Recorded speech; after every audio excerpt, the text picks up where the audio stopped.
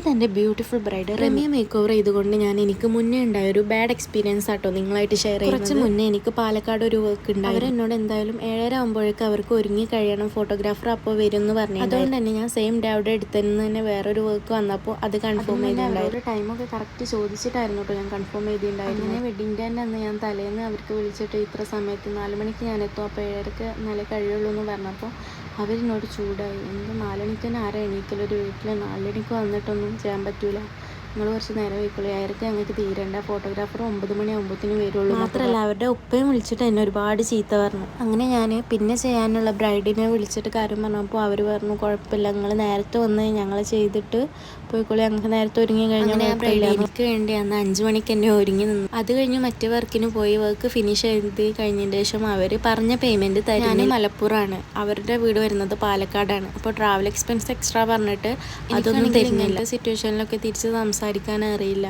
അങ്ങനെ ഞാനാകെ പെട്ടുപോയൊരവസ്ഥയിലായിരുന്നു. ലാസ്റ്റ് പറഞ്ഞ് ലാസ്റ്റ് അവസാനം അവർ പറഞ്ഞ പേയ്മെൻറ്റ് തന്നെ തന്നു.